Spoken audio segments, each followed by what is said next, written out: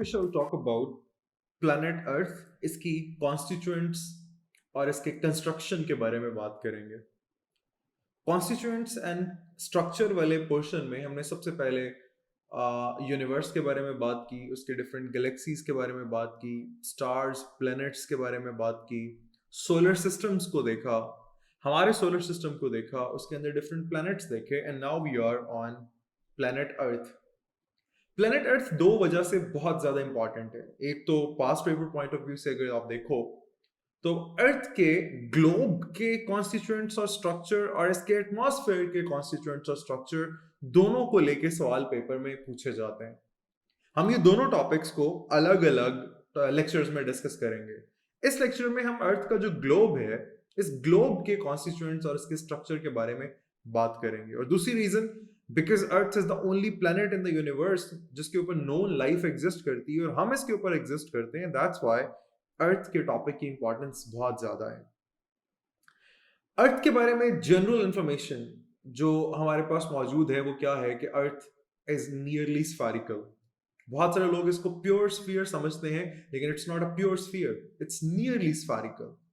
और nearly spherical होने का मतलब ये है कि जिस तरह से आपको यहाँ पे फिगर नजर आ रही है, this is a pure sphere. और आपको अक्सर इंटरनेट पे इमेजेस भी अर्थ की इसी तरह की मिलेंगी, किताबों में इसी तरह की इमेजेस छपी हुई होती हैं। प्योर स्फीयर और नियरली स्फेरिकल या ओवल होने में फर्क क्या है, ये नॉन साइंस बैकग्राउंड के लोगों के लिए मैं ये बताता चलूं कि आपके पास रेडियस का एक कॉन्सेप्ट होता है और एक डायमीटर का कॉन्सेप्ट होता है। डायमीटर क्या है? एक एंड से लेके दूसरे एंड तक का डिस्टेंस, यानी starting from this end to this end, ये पूरा डिस्टेंस जो है वो डायमीटर है। और ये एक प्योर स्फीयर के लिए यूनिफॉर्म होगा, यानी किसी भी साइड से शुरू करके दूसरी साइड पे चले जाओ। मैं अगर फॉर एग्जांपल यहां से यहां तक, let's say this number is 100, अगर मैं यहां से यहां तक करूंगा तो भी ये आंसर 100 आना चाहिए। मैं इधर से इधर तक करता हूं तो भी आंसर 100 आना चाहिए, यानी किसी भी दो ऑपोजिट पॉइंट्स के दरमियान आंसर सेम आना चाहिए। देन वी से it's a pure sphere. But earth is not a pure sphere, earth is something like that, it's Oval. ये जो ओवल शेप है या जो अंडे जैसी शेप होती है, this is called Oval shape, और ये अर्थ का रियल शेप है। This is not a pure sphere. अब अगर प्योर स्फीयर नहीं है तो फिर इसका डायमीटर भी हर जगह पे सेम नहीं होगा। इस वजह से अर्थ के डायमीटर को दो इंपॉर्टेंट जगह से हम लोग चेक करते हैं। सबसे पहले हमारे पास अर्थ का diameter along the equator. Equator क्या है? इक्वेटर इज अ लाइन जो कि अर्थ को दो इक्वल हाफ्स में डिवाइड करती है। ये वो लाइन है जो कि अर्थ के बिल्कुल सेंटर पे, this is an imaginary line, और ये अर्थ को दो इक्वल हाफ्स में डिवाइड करती है। Upper half is called northern hemisphere and the lower half is called southern hemisphere. Hemisphere मतलब आधा स्फीयर। तो ये आधा स्फीयर जो ऊपर वाला है, दिस इज नॉर्थर्न हेमिस्फीयर, और नीचे वाला जो है ये सदर्न हेमिस्फीयर कहलाता है। This is called its diameter, एक एंड से लेके दूसरे एंड तक। तो डायमीटर अलोंग द इक्वेटर जो है that is measured to be 12,756 kilometres, जबकि डायमीटर अलोंग द मेरिडियम, यानी ऊपर से नीचे की तरफ जब आप देखते हो, अलोंग द पोल्स जब आप देखते हो, यहां से लेके यहां तक, अलोंग द पोल्स, या इसे पोलर डायमीटर भी कहा जाता है, that comes to be 12,714 kilometres, जो कि आपको नजर भी आ रहा है और वैल्यू भी बता रही है कि this is less than the equator diameter. तो डायमीटर अलोंग द इक्वेटर जो है वो ज्यादा है, और ऊपर से क्योंकि पिंच्ड है थोड़ी सी अर्थ, ऊपर से थोड़ी सी छोटी है, दैट्स व्हाई इसका डायमीटर अलोंग द पोल्स ये कम आ रहा है, 12,714 किलोमीटर्स आ रहा है। डायमीटर के बाद एक कॉन्सेप्ट होता है रेडियस का। रेडियस क्या है? डायमीटर का हाफ। यानी फॉर एग्जांपल अगर हमारे पास रेडियस जो डायमीटर है वो 12,756 किलोमीटर्स है, मैं इसे 2 से डिवाइड कर दूंगा, दैट विल बी 6,378 किलोमीटर्स। अब ये इसका रेडियस अलोंग द इक्वेटर आ गया। रेडियस क्या होता है? जिस तरह मैंने बताया आपको कि डायमीटर क्या होता है, एक एंड से दूसरे एंड तक। रेडियस होता है सेंटर से एक एंड तक, यानी ये जो डिस्टेंस है सेंटर से लेके इस एंड तक का, let me call this point A and this point B. A से लेके बी तक का जो डिस्टेंस है, दिस इज कॉल्ड रेडियस। आमतौर पे याद रखने के लिए नॉन साइंस बैकग्राउंड के स्टूडेंट्स के लिए this is half of the diameter. तो अलोंग द इक्वेटर जो रेडियस आता है वो 6378 किलोमीटर्स है, जबकि पोल्स या पोलर आप इसे रेडियस कह सकते हो, यहां से लेके यहां तक ये जो डिस्टेंस बनेगा this is called polar radius. ये 6357 किलोमीटर्स आता है, which is again less than the equator diameter. जो इक्वेटर के लॉन्ग डायमीटर है उससे कम है, और वो आपको शेप भी बताती है। This is because of this Oval shape of the अर्थ। अब कुछ किताबों में अक्सर मैट्रिक में, एफएससी में, डिफरेंट लेवल्स के ऊपर राउंडेड ऑफ एक फिगर आप पढ़ते हो अर्थ के रेडियस के लिए, वो आती है 6400 किलोमीटर्स। यानी अगर टू बी प्रिसाइज आप देखना चाहो तो अलोंग द डायमीटर, आप अलोंग द इक्वेटर जो आपको डायमीटर मिलता है वो 12756 किलोमीटर, और रेडियस आपको 6378 किलोमीटर मिलता है, लेकिन अलोंग द पोल्स आपको उसकी वैल्यूज इससे कम मिलती है। बट क्योंकि हम अर्थ को आमतौर पे ट्रीट करते हैं एज अ प्योर स्फीयर, जब भी हम इसके बारे में कोई कैलकुलेशंस पढ़ रहे होते हैं या इसको स्टडी कर रहे होते हैं, तो हमारे लिए इसको प्योर स्फीयर समझना और उस तरह से ट्रीट करना ज्यादा आसान है। दैट्स व्हाई हम इसका एक राउंडेड ऑफ नंबर ले लेते हैं 6400, जो कि दोनों के बहुत करीब है। 6378, 6357, दोनों के बीच में एक वैल्यू हमने ले ली, दोनों के करीब करीब एक वैल्यू हमने ले ली, जिसे हम 6400 किलोमीटर्स कहते हैं। This is the rounded off value, ये एग्जैक्ट वैल्यू नहीं है, ये भी याद रखिएगा। इसके हिसाब से फिर अगर अर्थ का डायमीटर देखा जाए तो फिर इसका डबल क्या होगा, 12,800। ये वैल्यूज आपको इसलिए बता रहा हूं क्योंकि समटाइम्स ऐसा होता है कि आपको एग्जैक्ट पोलर या इक्वेटर के नहीं पूछा जाता, आपको एक वैसे जनरल वैल्यू पूछ ली जाती है। अब अगर मैं आपसे सवाल करूं what is the radius of the earth, multiple choice question आ जाए, तो आप क्या मार्क करोगे? आप 6378 मार्क करोगे या 6357 मार्क करोगे? अंटिल कि आपको बताया नहीं गया कि हम रेडियस अलोंग पोल पूछना चाह रहे हैं या रेडियस अलोंग इक्वेटर पूछना चाह रहे हैं, तो इन दैट केस फिर हम 6400 की वैल्यू को ऑप्ट करेंगे, क्योंकि ये एक जनरल राउंडेड ऑफ वैल्यू है जो कि किसी भी तरफ सपोज की जाती है।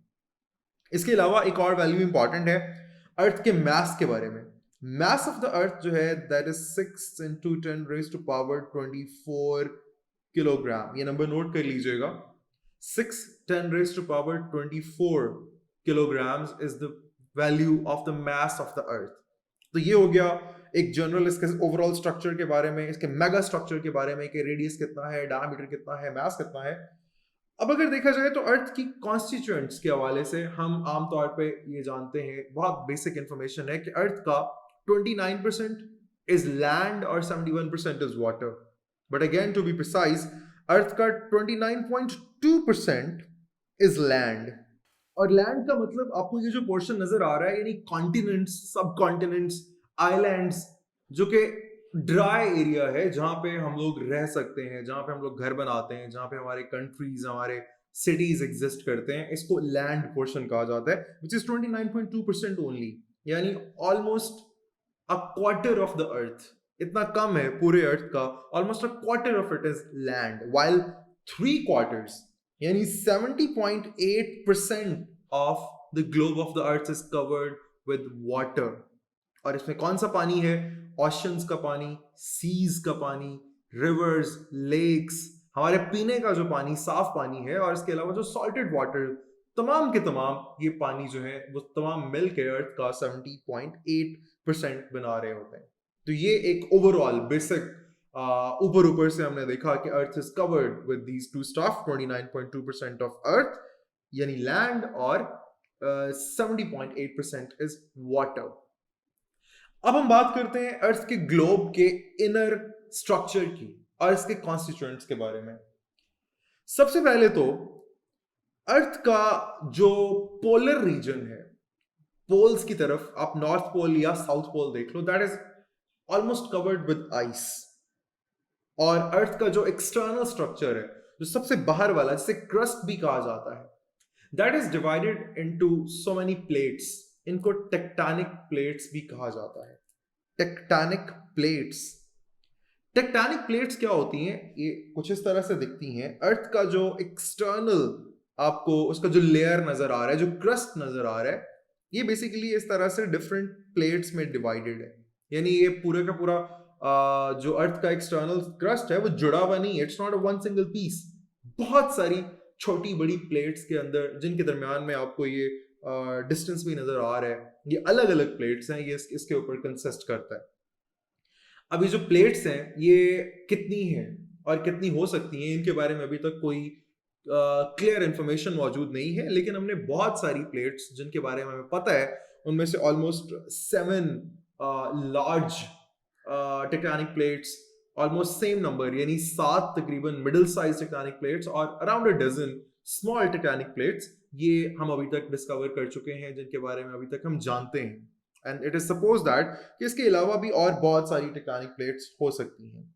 इसके अलावा ये टेक्टोनिक प्लेट जो है ये मूव भी करती हैं, ये हल्की हल्की स्लाइड करती हैं, एक दूसरे के साथ कन्वर्ज करती हैं या डाइवर्ज करती हैं या स्लिप ओवर करती हैं। ये 3 तरीके हैं। कन्वर्ज करने का मतलब ये है कि ये एक दूसरे के साथ यूं जुड़ेंगी और एक दूसरे के अंदर घुसती चली जाएंगी, ठीक है। इससे जब टेक्टोनिक प्लेट्स मूव करती हैं तो फिर ज़लज़ले आते हैं। या डाइवर्ज करने का मतलब है इनके दरमियान डिस्टेंस बढ़ जाएगा, सर आप देख सकते हो यहाँ पे there is a distance between them, तो ये बढ़ता जाएगा। और स्लिप ओवर का मतलब है एक प्लेट दूसरे के ऊपर चढ़ जाएगी और वो उसके ऊपर स्लिप करेगी। इसके अलावा अगर अंदर देखा जाए टेक्टोनिक प्लेट्स यानी क्रस्ट के अंदर, then there is the mantle, earth का मैंटल मौजूद है, मैंटल के अंदर उसका कोर मौजूद है। हम अब इन तमाम चीजों को डिटेल से पढ़ेंगे, लेकिन इससे पहले टेक्टोनिक प्लेट्स को मैं थोड़ा सा आपको मजीद डिटेल इसकी बता दूं। टेक्टोनिक प्लेट्स के बारे में this concept was given in 1960s, यानी टेक्टोनिक प्लेट्स होती हैं और अर्थ का क्रस्ट जो है वो प्लेट्स पे कंसिस्ट करता है। 1960 में पहली बार इसका कॉन्सेप्ट दिया गया। अच्छा, अर्थ जो है वो 2 तरीके से डिस्ट्रीब्यूट की जा सकती है, केमिकली एंड फिजिकली। अब ये कॉन्सेप्ट मैं यही बता रहा हूं, इसको ध्यान से सुनिएगा। केमिकली हम अर्थ को डिवाइड करते हैं इन क्रस्ट, मैंटल, मैंटल के भी 2 पोर्शन होते हैं, एक अपर मैंटल एक लोअर मैंटल, और उसके बाद core, upper core and lower core, ठीक है, या external core and internal core. ये है केमिकल डिस्ट्रीब्यूशन। केमिकल डिस्ट्रीब्यूशन के बाद हमारे पास एक दूसरी तरह की डिस्ट्रीब्यूशन है, that is called physical distribution. और फिजिकल डिस्ट्रीब्यूशन में हम अर्थ को 2 लेयर्स में डिस्ट्रीब्यूट करते हैं, which is lithosphere and second one is asthenosphere. Lithosphere and asthenosphere, ये भी याद रखिएगा, ये अर्थ की 2 लेयर्स हैं, लेकिन व्हेन वी डिस्ट्रीब्यूट और divide earth on the basis of its physical properties, ठीक है। Lithosphere, the outer layer is floating over a plastic layer, यानी जो बाहर वाली एक्सटर्नल लेयर होती है, जिसके अंदर हम अस्यूम कर लेते हैं कि हमारा जितना भी सॉलिड रीजन जो हमें नजर आ रहा है, क्रस्ट का एक्सटर्नल पार्ट हो गया 40 to 70 किलोमीटर तक, उसके बाद जो उसका दूसरा अंदर उसके मैंटल है, मैंटल का कुछ पोर्शन मिला के ये बनता है लिथोस्फीयर। फिर मैंटल का लोअर पोर्शन से लेके कोर तक, यानी core is not included in it, core तक, कोर से पहले पहले वो सारा जो है दैट इज कॉल्ड एस्थेनोस्फीयर। अब ये 2 अर्थ की लेयर्स हैं when it is divided on the basis of physical property. Lithosphere is divided into a dozen of large and several small layers, and those are called tectonic layers, tectonic plates. ये याद रख लीजिएगा। ये definition भी हो सकती है, आपसे पूछी जा सकती है कि टेक्टोनिक प्लेट्स क्या हैं, तो बेसिकली लिथोस्फीयर जो है इसको dozen of large, several dozens of small and large plates के अंदर, पार्ट्स के अंदर डिवाइड किया जाता है, जिनको हम लोग टेक्टोनिक प्लेट्स कहते हैं। ये एक दूसरे के रिलेटिव मूव करती हैं, और मूव करने के 3 तरीके मैंने बता दिए। कन्वर्ज कर सकती हैं, डाइवर्ज कर सकती हैं, स्लिप ओवर वन अनदर कर सकती हैं। अब इनकी जो टिपिकल स्पीड है मूव करने की 1 to 10 सेंटीमीटर या 0.4 to 4 इंचेस पर ईयर। ये इंपॉर्टेंट इंफॉर्मेशन है जो कि टेक्टोनिक प्लेट्स के बारे में आपको याद होनी चाहिए। ये हमने बात की इसकी फिजिकल डिस्ट्रीब्यूशन की। अब हम बात करते हैं अर्थ की केमिकल डिस्ट्रीब्यूशन की।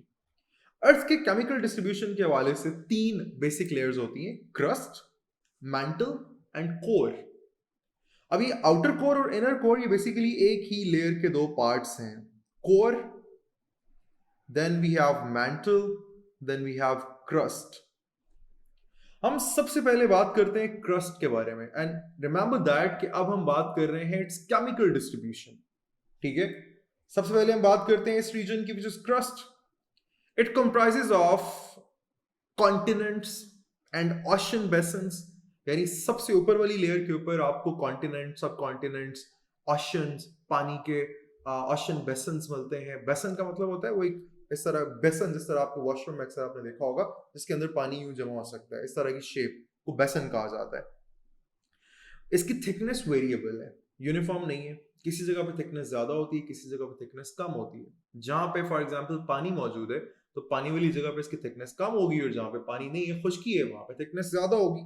वेरिएबल थिकनेस होती है 40 to 70 kilometres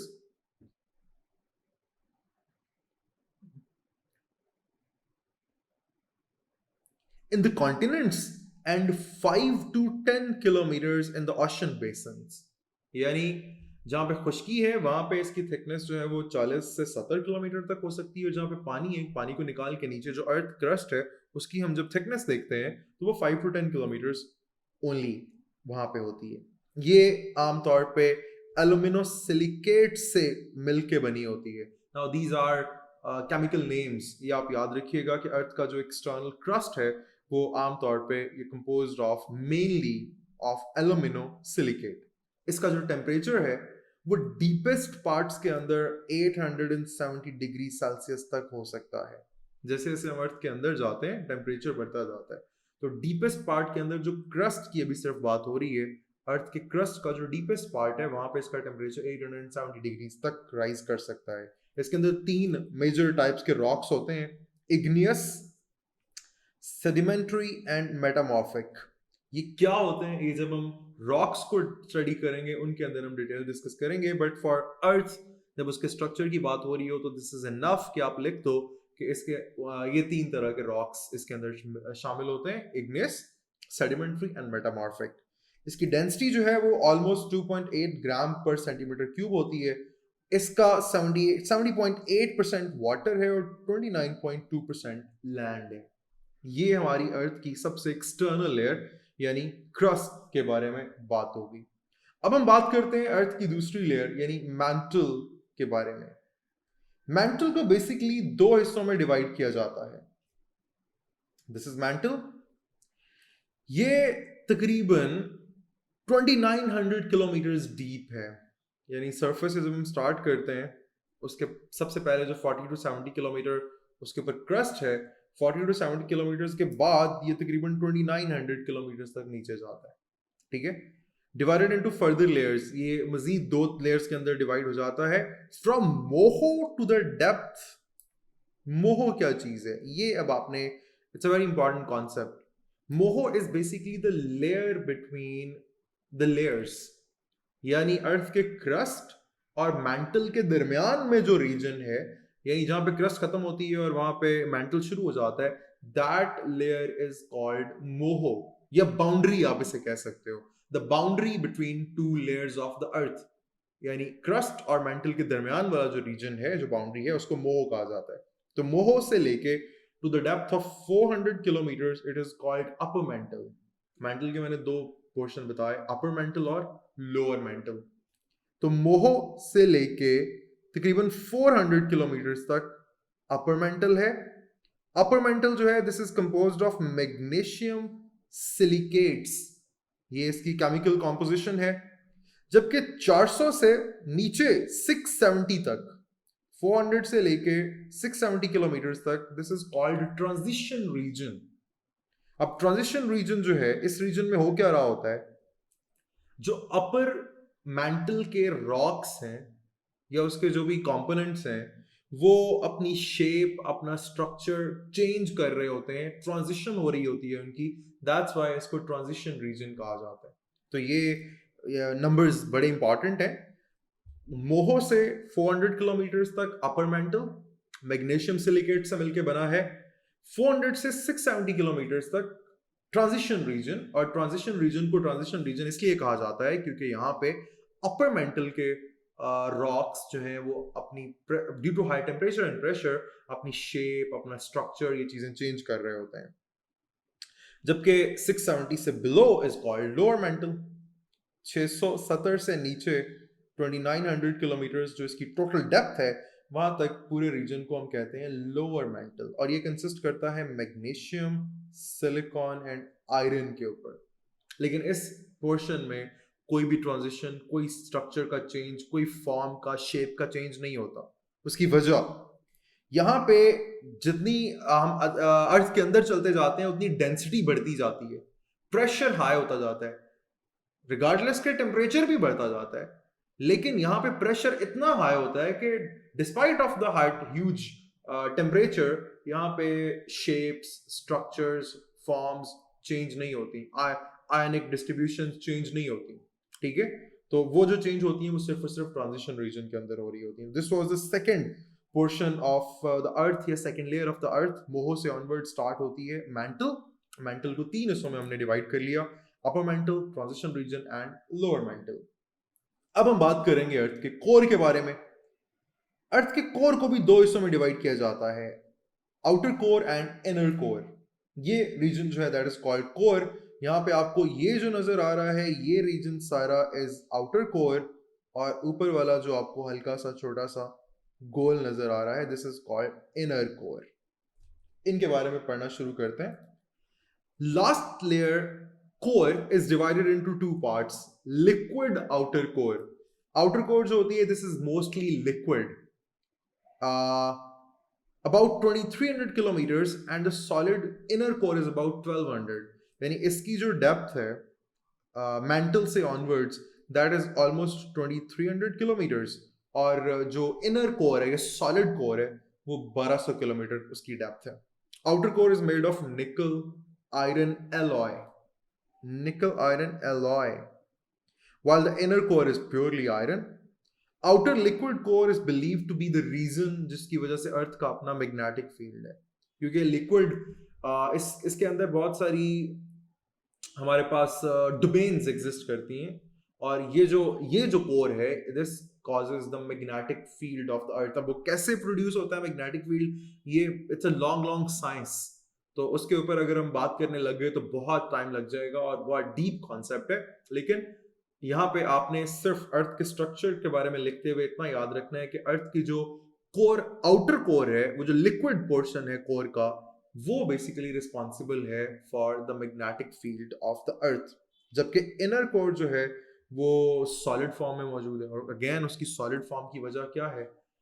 huge pressure, despite of the huge temperature, high temperature, जो अर्थ का इनर कोर है वो अपने आप को सॉलिड फॉर्म में रखे हुए है, और वो सॉलिड फॉर्म में सिर्फ और सिर्फ इस वजह से रह सकता है क्योंकि उसके पास हाई प्रेशर है और डेंसिटी वहां पे बहुत ज्यादा होती है। तो ये हमारे पास हो गया अर्थ की केमिकल डिस्ट्रीब्यूशन। अब पूरे लेक्चर में हमने क्या पढ़ा है, यहाँ पे जब भी अर्थ के बारे में, इसके स्ट्रक्चर और कॉन्स्टिट्यूएंट्स के बारे में सवाल आ जाए तो मैं एक दफा क्विकली आपको रिवाइज करा देता हूँ। हमने मेन पॉइंट्स क्या डिस्कस किए। सबसे पहला पॉइंट, अर्थ थर्ड प्लेनेट है starting from sun, only planet जिसके ऊपर लाइफ एग्जिस्ट करती है। 29.2% इसका लैंड है, यानी कॉन्टिनेंट्स एंड सब कॉन्टिनेंट्स एंड आइलैंड्स, और 70.8% इसका वाटर है जिसमें तमाम तरह के पानी शामिल हो जाते हैं।